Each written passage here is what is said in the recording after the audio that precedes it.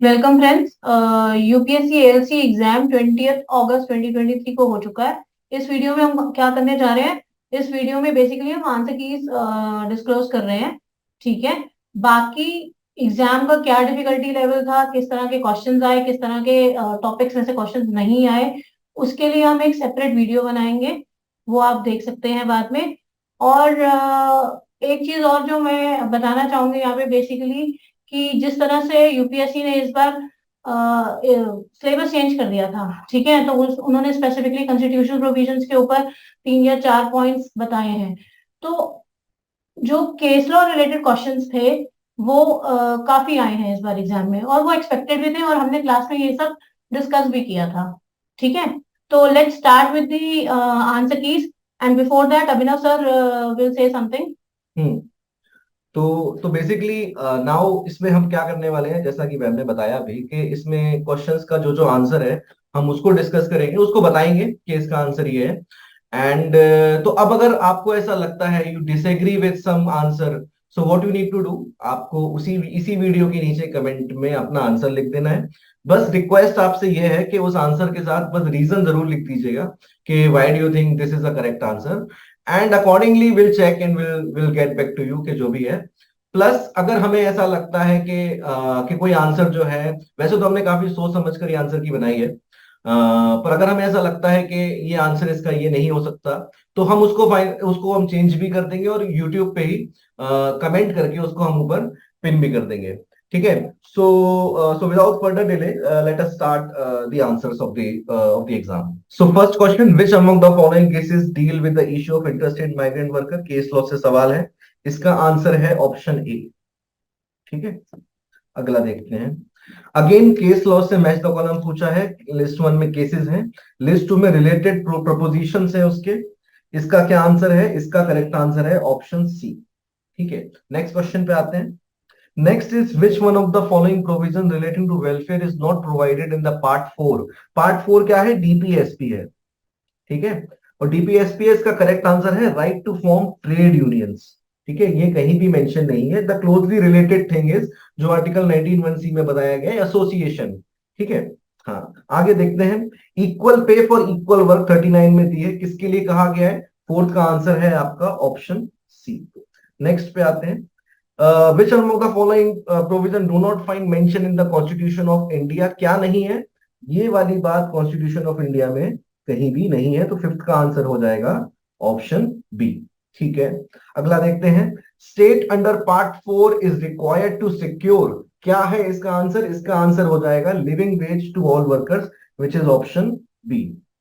ठीक है। सातवें क्वेश्चन पे आते हैं।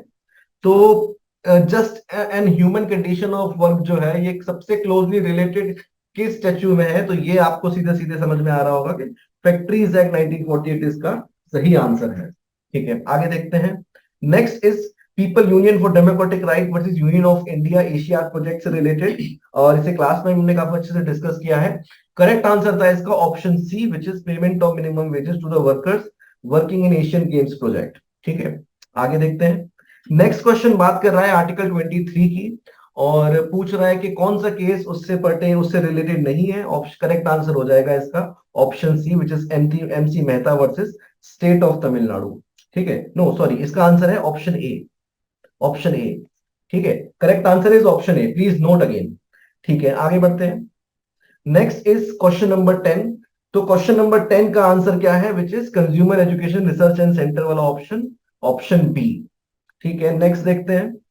Next is which one of the following cases refer to Sivakasi fire cracker case, तो ये कौन सा है? ये है ऑप्शन डी, इसका सही आंसर। ठीक है। नेक्स्ट देखते हैं। Next is question number 12। Which one of the following provision of the constitution enable the state to impose compulsory service for public service, और इसका आंसर हो जाएगा आर्टिकल 23 सबसेक्शन 2। ठीक है। नेक्स्ट आते हैं 13वां question. Which one of the following proposition was laid down in Randhir Singh case, तो इसका क्या करेक्ट आंसर है? इसका हो जाएगा आपका option B, equal pay for equal work. Next देख लेते हैं। Which one of the following legislation is related to article 23(1) of the constitution of India, कौन सा है? सीधी सीधी बात है, यहाँ बेगार की बात करी गई थी, तो बॉन्डेड लेबर सिस्टम इससे रिलेटेड है, तो ऑप्शन ए इसका सही आंसर हो जाएगा। Next is EPF versus Sunil Kumar case से रिलेटेड प्रोविजंस है, तो काफी डिटेल में था ये क्वेश्चन, बट इसका जो करेक्ट आंसर है विच इज ऑप्शन ए। आगे देखते हैं। Next is on which one among the following subjects can state legislature not make loss. हमने ये बात कई बार क्लासेस में करी है कि माइंस जो है वो हमेशा यूनियन लिस्ट में आता है, इसीलिए इसका करेक्ट आंसर हो जाएगा ऑप्शन सी। ठीक है, नेक्स्ट देखते हैं 17 क्वेश्चन। ईएसआईसी एक्ट से सीधे सीधे प्रोविजन है ये, और दोनों ही स्टेटमेंट यहाँ पे करेक्ट है, देयरफॉर आंसर हो जाएगा इसका option C, both 1 and 2। Next देखते हैं। ईएसआईसी एक्ट से अगेन सवाल है और ये भी डायरेक्ट प्रोविजन है, और इसका करेक्ट आंसर हो जाएगा option B which is third schedule. Next देखते हैं। Which one of the following is not a benefit under ESIC act. तो चिल्ड्रन एजुकेशन बेनिफिट जैसी कोई बात नहीं है, इसीलिए इसका करेक्ट आंसर हो जाएगा ऑप्शन सी। अगला देखते हैं 20वां क्वेश्चन, अगेन ईएसआईसी एक्ट से है। अब इस क्वेश्चन में अगर आप स्टेटमेंट्स देखेंगे तो अगर आपने अच्छे से पढ़ाई करी है तो आपको समझ में आएगा कि जो स्टेटमेंट 1 है, स्टेटमेंट 1 को हम इनकम्प्लीट बोलेंगे, क्योंकि यहां पर एक्सेप्ट सीजनल फैक्ट्रीज भी लिखना चाहिए था, क्योंकि सीजनल फैक्ट्रीज में ईएसआईसी एक्ट नहीं लगता। ठीक है, तो ये हो गया स्टेटमेंट 1। स्टेटमेंट 2 में कोई दिक्कत नहीं है, एकदम सही स्टेटमेंट है, और स्टेटमेंट 3 बिल्कुल गलत है, वहां पे प्रिजम्पशन की बात करी गई है। तो अगर अगर हम स्टेटमेंट 1 को सही नहीं माने तो हमें पता चलेगा कि केवल 2 ही सही है। बट अगेन अगर ऑप्शन से देखा जाए तो मोस्ट अप्रोप्रिएट ऑप्शन हमें देखना पड़ेगा, स्टेटमेंट 1 को हमें पार्शियली करेक्ट मानना पड़ेगा, इसीलिए हम हमारे हिसाब से अकॉर्डिंग टू अस इसका आंसर हो जाएगा option B 1 and 2 only. Otherwise this is very established fact कि स्टेटमेंट 1 इनकम्प्लीट है। ठीक है, आगे बढ़ते हैं। So question number 21, it is from Building and Other Construction Worker Welfare Cess Act 1996. It's a very small act, and the answer to this question: the appellate authority shall dispose of the appeal within how much time? Such time as the appellate authority can do as expeditiously as possible. So D is the correct answer. Next question. So again, from the same act, the question is there. So what is the penalty for willfully evading or attempting to evade the payment of such cess? The penalty is your imprisonment, which may extend to 6 months, B, or with fine, or both, right? So correct option is option B. Next is your हाँ, तो compensation से related question है जिसमें ये पूछा गया है कि वो प्रीमाइसेस पे नहीं पहुंचा है and he has been deceased, so will it be considered for the compensation और नॉट। ठीक है, थ्योरी ऑफ मोशनल एक्सटेंशन का सवाल है। तो यहाँ पे जो बात नोट करने वाली है वो ये है कि कॉम्पनसेशन जो है वो नहीं मिलेगा। ठीक है, अब उसके पीछे के कारण जो है वो ऑप्शन सी में दिया गया है। प्रीमाइसिस की बात है कि प्रीमाइसिस के बेसिस पे इवेल्युएशन होगा कि वो जो एम्प्लॉयमेंट है वो प्रीमाइसिस में आ रहा है या नहीं आ रहा है। एंड द रेस्ट ऑप्शन अगर ए भी देखा जाए तो ए में टाइम की बात है या हजार्ड की बात है, तो हजार्ड तो कहीं है नहीं, एंड टाइम भी यहाँ पे फैक्टर नहीं है। इसका कारण क्या हुआ कि अगर एम्प्लॉय लेट हो गया है और अगर एक्सीडेंट हो गया है, यानी लेट सपोज 12 बजे एक्सीडेंट हो गया है, तो उस केस में भी कॉम्पनसेशन जो है वो नहीं मिलेगा। So premises is the reason and therefore correct answer is option C. आगे बढ़ते हैं। okay. Next question is from the provisions of Employees Compensation Act 1923. Which of the following statements are correct? So first 3 statements are correct, and 4th statement is incorrect because the time limit is 3 months instead of 6 months. Okay, so correct option is option C. 25th, again question from Employees Compensation Act, and basically 4 of the options are given, in which they are asking that under which of the following circumstances shall an employer be held liable for compensation. So if we look at the options, all the 4 options are basically under all these circumstances the employer is not liable for compensation. So accordingly the question should be dropped. Okay, so this is wrongly framed question. Okay. Next is 26th question. In which of the following cases the Supreme Court observed that the gratuity is no longer in the realm of charity but a statutory right? So it is the case of State of Kerala versus M. Padmanabhan Nair, right? Option is A. Section 7, straightforward question from Payment of Gratuity Act, and correct answer to this question is C. Option C, procedure for determination of the amount of gratuity. 28th, again question from Payment of Gratuity Act 1972 from the provisions of nomination, and correct option is answer C. Okay.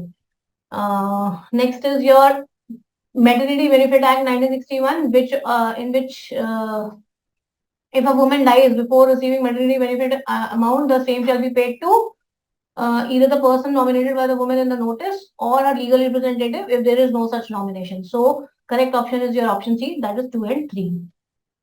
Section 25 of the Maternity Benefit Act 1961, straightforward, the answer is option B, which says that statement 2 is correct. Central government to give directions to a state government regarding the carrying into execution of its provisions. 31st question. So it is from Unorganized Worker Social Security Act 2008, and it is saying which of the following matters it is not mandatory for the central government to formulate and notify suitable welfare schemes. That is option C, employment injury benefit. Correct option is option C. 32nd, again the question is from Unorganized Worker Social Security Act, and they are asking that what about the funding provisions with respect to state government schemes. So all three given options are correct. All three statements are correct, and accordingly, correct option is option C. Okay, Unorganized Worker Social Security Act 2008. Now they are asking the question from the definition of the worker from this very act. Okay, so unorganized worker includes a worker in the in the organized sector who is not covered by which of the following acts. So if we look at the options, A, C, and D should be the correct answer, but multiple choices nahi di hui hai. So again, it's a wrongly drafted question, and it should be dropped. Okay. So going on to 34th question, again from the Unorganized Worker Social Security Act. Central government in respect of matters relating to the implementation of the provision of the act cannot give directions to local bodies. So correct option is option D. 35th, again from Unorganized Worker Social Security Act. So which of the following is not considered a central government welfare scheme? So correct option is option C, Ayushman Bharat Yojana. Okay, 36 is from your Payment of Bonus Act. बहुत ही simple question है, threshold based question है. So what is the threshold of minimum number of working days? That is 30 working days. Okay, so correct option is option A. 37, again an employee shall be disqualified from receiving bonus if he is dismissed from service for, that is your fraud. So correct option is option C. Moving on to 38th question, section 25 deals with section 25 of the Payment of Bonus Act deals with which of the following, that is audit of accounts of employers not being corporations or companies. So correct option is option C. 39th, again a penalty provision from Payment of Bonus Act has been asked, and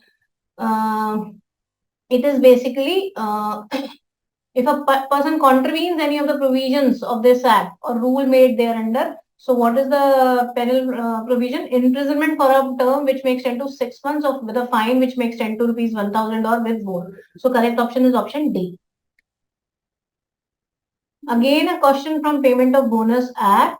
So we have to determine here which one of the following charges is not deductible under section 5 for the purpose determining available surplus. So if we look at the section 5, it is giving a reference of the charges which are mentioned to be deductible under section 5. So A, B, C, these are basically deductible, right? Depreciation, development rebate, direct taxes payable by the employer. So option D is basically excluded by virtue of section 7, right? So the correct option to this question is option D.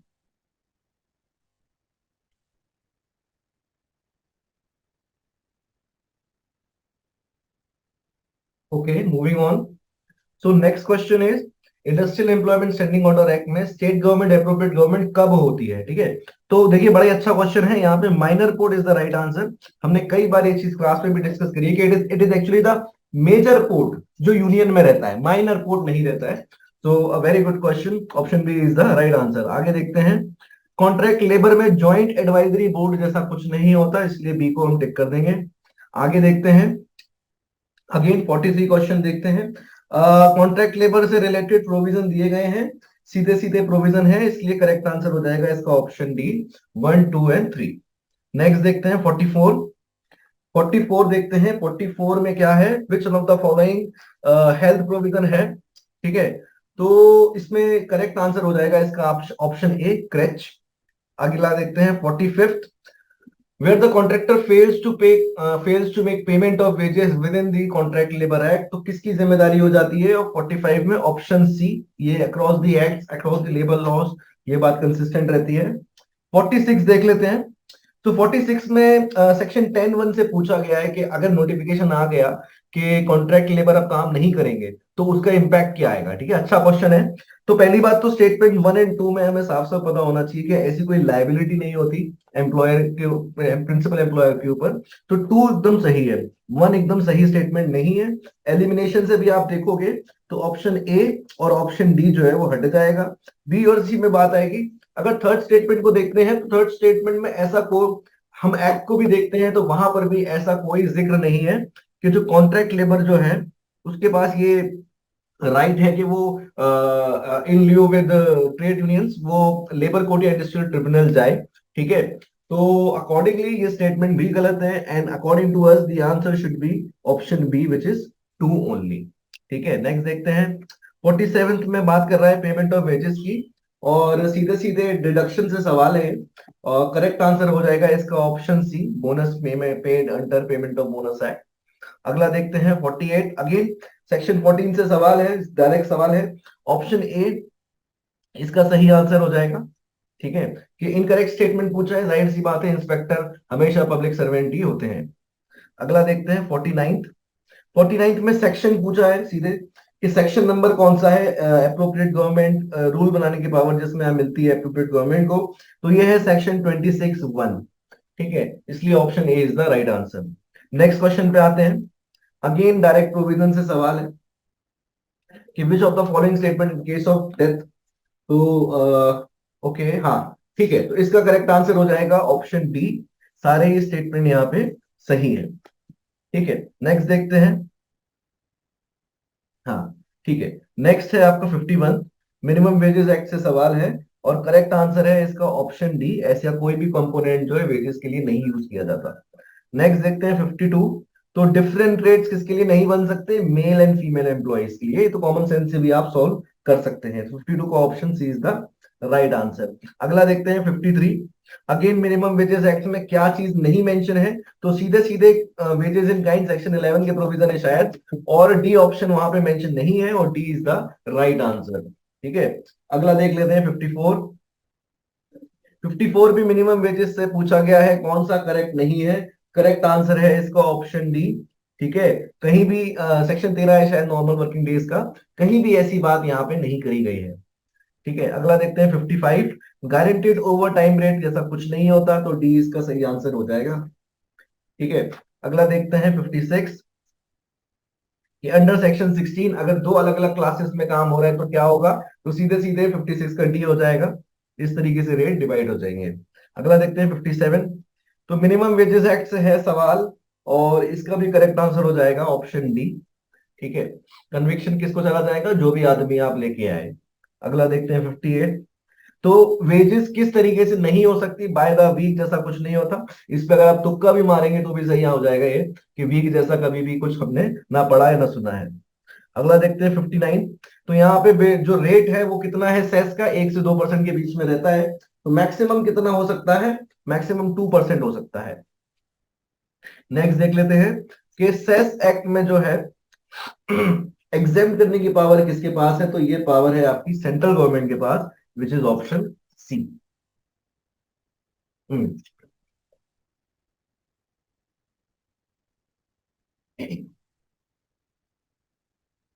61st question में again the question is from definition of building और other construction work. बहुत straight forward definition पूछी हुई है, and it is not applicable to which of the following building और other construction work. So answer is 3 and 4, that is option B. Okay, every employer shall constitute a safety committee under the Building and Construction Workers Act, wherein 500 or more building workers are ordinarily employed. So option is A. 63rd, again, what is the age related question basically has been asked from this act. So a building worker registered as beneficiary shall contribute to the building and other construction workers welfare fund until he attains the age of 60 years. Option is C. Which among the following is not an industry under section 2J of the Industrial Disputes Act 1947? So correct option is physical research laboratory, because it does not basically satisfy the triple test of industry, right? And in one of the judgment of Supreme Court, it has been laid down that physical research laboratory is not an industry. Okay. 65th question. Basically, which one of the following statements with regard to industrial employment standing order is not correct? So if we look at the options, look at the option C, payment of subsistence allowance during disciplinary proceedings. It's not discretionary, but it is mandatory for the employer to pay, right? So incorrect statement is option C. Okay, 66 question, section 11A was inserted. So section 11A basically is your power of labor court, industrial tribunal or national tribunal to give appropriate relief to workmen in case of discharge or dismissal. So ILO recommendation number 119 के बाद ये insert हुआ था, ठीक है? So correct option was C. 67th, which of the following are not per se industrial dispute under the ID Act 1947? So अगर आप लोग देखोगे options में, so they are saying which is not per se industrial dispute. So retrenchment of an individual workman at any day by virtue of section 2A, that's the ID, that's an industrial dispute. तो 3 वाला तो बिल्कुल हो ही नहीं सकते, तो option A और D तो बिल्कुल रूल आउट हो गई, ठीक है? तो looking at the option B and C, अगर आप देखोगे suspension of a workman by the employer, तो एक सिंगल वर्कर की बात हो रही है. Withholding of increment of a workman by the management as a punishment, यहाँ पे भी सिंगल वर्कमैन की बात हो रही है. तो जब भी हम इंडस्ट्रियल डिस्प्यूट की डेफिनेशन देखते हैं अंडर दिस एक्ट, तो वहां पर प्लूरल वर्कमैन की बात हो रही है, ठीक है? तो इसीलिए 1 और 2 जो है वो पर से इंडस्ट्रियल डिस्प्यूट नहीं आएंगे. Looking at the option 4, termination of the services of the junior doctor in government hospital. So basically जो जूनियर डॉक्टर है that is not categorised as workman as per the ID act. तो fourth भी जो है वो पढ़ते industrial dispute नहीं होगा. तो accordingly the correct option should be B to this question, ठीक है? Okay, moving on to 68th question, which of the following do not fall within the scope of the powers of the labor court or industrial tribunal under section 11A? तो हमारे यहाँ पे 3 और 4 basically correct answer है, तो इसका option D correct बनता है, ठीक है? 69th पे चलते हैं. Again a case law based question from the ID act. So which one among the following legal proposition was not laid down by the Supreme Court in state of Bombay versus KP Krishnan? So answer to this question is your D. Section 12(5) gives powers to the appropriate government. Okay. Moving on to 70th question. In LIC versus DJ Bahadur AIR, the Supreme Court held that once a notice of termination of settlement has been given under Section 19 and period of 2 months has expired, the parties to the settlement shall. So correct answer to this question is option B. Continue to be bound by the said settlement. तो हम ये provisions में भी पढ़ते ही हैं, है ना, ID Act के. Okay. 71st पे चलते हैं. Strike in a non-public utility service is not illegal under the ID Act if it is declared or commenced during the pendency of. So basically थोड़ा सा tricky question है. तो हमारे पास general prohibitions भी होती है स्ट्राइक्स के ऊपर, और पीयूएस रिलेटेड भी स्पेसिफिक प्रोहिबिशंस भी एक्ट में दी हुई है, ठीक है? तो अगर हम ऑप्शंस में देखेंगे तो जो बी सी डी है वो तीनों की तीनों जनरल प्रोहिबिशंस में आती हैं, यानी कि नॉन पब्लिक यूटिलिटी सर्विसेज पे लगती है, ठीक है? तो conciliation proceeding before conciliation officer अगर पेंडिंग है तो वो प्रोहिबिशन हमारी पीयूएस पे लगती है. तो accordingly answer should be A. 72nd पे चलते हैं. Under section 17B of the ID act, during the pendency of the proceeding relating to dismissal, discharge और retrenchment before a constitutional court. तो कॉन्स्टिट्यूशनल कोर्ट हो गई यहाँ पर हाई कोर्ट या supreme court. The employer is not liable to pay full wages to a workman if the award directing reinstatement of workman is pass by civil court. तो answer होना चाहिए इसका B. 73rd, who among the following is a protected workman? तो clearly act में दिया हुआ है, option D इसका सही है. मेंबर ऑफ द एग्जीक्यूटिव और office bearer of the registered trade union connected with the establishment who is recognised as protected workman by the employer. Okay. 74th पे चलते हैं. who among the following category of employees are not entitled to form trade unions and get the same registered under the TU Act 1926? तो इसका correct answer है supervisory staff drawing salary of ₹35,000 per month in the Ministry of Railways. Okay, not less than how many of the total number of the office bearers of the every registered TU in an unorganized sector? बहुत ही straight forward question पूछा है, तो इसका correct answer है 1/2, option D. 76 again थोड़ा सा little bit tricky कह सकते हो, बट मतलब कैलकुलेशन बेस्ड क्वेश्चन पूछ लिया इन्होंने. ठीक है, तो अब यहाँ पर ये अगर आप देखोगे तो नंबर ऑफ वोट्स कितने रिकॉर्ड हो रहे हैं, 110 मेंबर्स ने एक्स से कास्ट किया और वाई से 70 मेंबर्स ने किया, तो अमालगमेशन के लिए कितना वो चाहिए फेवर, तो इसका 60% चाहिए होगा हमारे को. तो 60% ऑफ 180 निकालेंगे तो 108 आएगा. तो correct option is option C. 77 पे चलते हैं. The membership of the registered trade union in financial year did not exceed 250. तो फ्रेंड्स ये क्वेश्चन हमारे को एक्ट में तो नहीं मिलेगा, ये रूल्स में दिया हुआ है बेसिकली ट्रेड यूनियन के.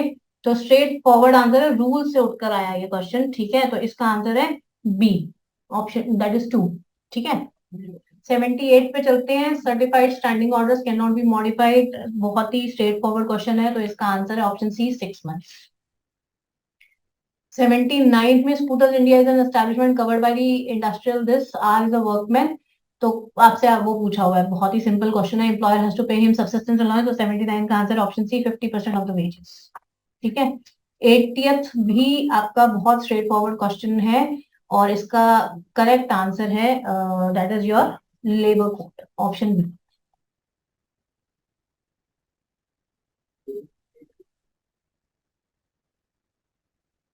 ठीक है, आगे बढ़ते हैं. तो 81 की बात कर लेते हैं. 81 का आंसर है आपका ऑप्शन ए. 82nd देख लेते हैं. 82nd का आंसर है आपका अगेन ऑप्शन ए. 83rd देख लेते हैं. 83rd का आंसर है आपका ऑप्शन डी. ठीक है, 84th देख लेते हैं. 84th का आंसर है आपका ऑप्शन बी. 85th का आंसर है आपका ऑप्शन डी. ठीक है, 86 का आपका आंसर है सी. ठीक है, अगला देख लेते हैं. 87th का आंसर है आपका ऑप्शन डी, 1240. 88th का आंसर है आपका सी, 12.5%. 89th का आंसर है आपका option B which is VIM. 90 का आंसर है आपका सी, 5. ठीक है, नेक्स्ट देखते हैं. 91 समर ओलंपिक्स 2028 में कहा हो रहे हैं? लॉस एंजलिस में हो रहे हैं. 92 क्वेश्चन का आंसर है आपका डी, मैनचेस्टर सिटी. 93 का आंसर है आपका फिजी, ऑप्शन बी. 94th का आंसर है आपका ऑप्शन सी. 95th का आंसर है आपका ऑप्शन सी. 96 का आंसर है आपका ऑप्शन ए, 1, 2 एंड 3. ठीक है, 97 का आंसर है आपका ऑप्शन ए. 98 का आंसर है अगेन आपका ऑप्शन ए. ठीक है, 99th का आंसर है आपका ऑप्शन सी. 100th का आंसर है आपका option C.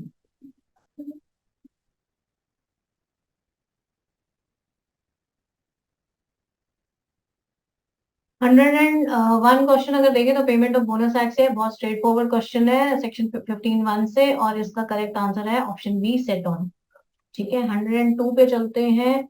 Again bonus act से ही क्वेश्चन है और वो भी बहुत ही स्ट्रेट फॉरवर्ड क्वेश्चन है और इसका करेक्ट आंसर है ऑप्शन ए. ठीक है, और 103 पे चलते हैं. अब फैक्ट्रीज एक्ट शुरू हो गया है. Person is an adolescent on attaining, तो बहुत स्ट्रेट क्वेश्चन है और इसका आंसर है B, 15 years but has not completed 18 years. Okay, 104 पे चलते हैं. बहुत स्ट्रेट क्वेश्चन है फैक्ट्रीज एक्ट की डेफिनेशन से ही, तो इसमें दोनों की दोनों ऑप्शंस आपकी करेक्ट हैं. So both 1 and 2, option C is the correct answer. 105 भी आपका जनरल ड्यूटीज में से पूछा हुआ है, section 7A subsection 2 of the factories act, तो इसका आंसर भी बोथ 1 and 2 आर करेक्ट. ठीक है, 106 पे चलते हैं. Which one of the following aspects is not covered in health. तो 106 का जो है ये providing facilities for overnight accommodation, ये कहीं पर भी नहीं है, तो इसका करेक्ट ऑप्शन है ऑप्शन डी। ठीक है, 107 पे चलते हैं। विच of the following provision regarding fencing, अब फेंसिंग ऑफ मशीनरी में से पूछ लिया गया है, तो इसका करेक्ट ऑप्शन है option D, that is statement 1, 2 and 4, they are basically provided under the provision regarding fencing of machinery. ठीक है, 108। ओके, अब यहाँ पे जो पूछा है वो है which of the measures to be taken to prevent explosion in the factory. ठीक है, which produces dust, gas, fumes etcetera. तो इसका जो करेक्ट आंसर है वो बनता है option C, that is 1 and 3। तो अगर आप देखोगे सेकंड और फोर्थ कहीं नहीं मिलेगा आपको ऐप में, फर्स्ट और थर्ड मिल जाएंगे। ठीक है, 109 पे चलते हैं। अगेन फैक्ट्री एक्ट से ही क्वेश्चन है, बहुत ही सिंपल क्वेश्चन है।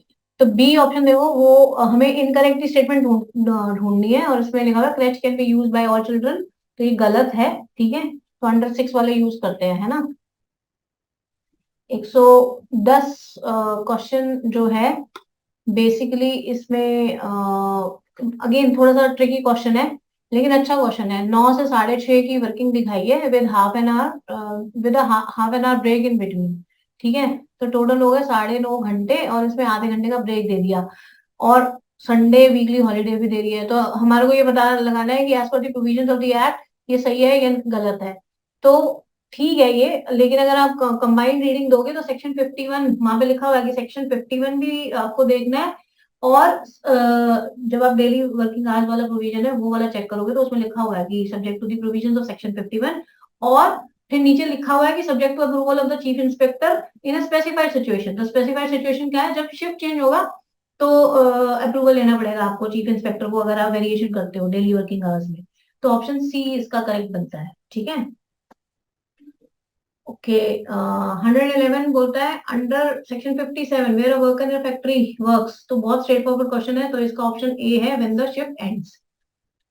112 में जो करेक्ट ऑप्शन है वो है हमारा ये जो रीपेंटिंग है other than washable water paint होनी चाहिए, at least once in every 5 years होनी चाहिए। Option C is the correct answer. 113 में how many workers are required to be ordinarily employed for canteen facility, तो स्ट्रेट क्वेश्चन है, more than 250 workers पे होना चाहिए। Option C is the correct answer. 115 में जाते हैं, who introduce the private member bill in 1928, तो ये इसका आंसर है आपका option B, that is N M Joshi. ठीक है, which among the following was not a recommendation made by the royal commission on labour, तो 116 का करेक्ट ऑप्शन है D, trade union should be precluded. ठीक है, और the first national labour commission was chaired by, कितना easy question था, पूछ लिया, जस्टिस पीवी गजेंद्र गढ़। ठीक है, okay, who among the following was the first president, ये भी बहुत इजी क्वेश्चन है, और इसका करेक्ट आंसर है Lala Lajpat Rai. Okay, interstate migrant workman से क्वेश्चन पूछा हुआ है, अगर आप एक्ट पढ़ोगे तो फर्स्ट सेकंड और थर्ड जो है वो तो प्रोवाइड करे जाने चाहिए। ठीक है, वर्कर को, फोर्थ नहीं है कहीं पे भी, तो ऑप्शन डी इसका करेक्ट आंसर है।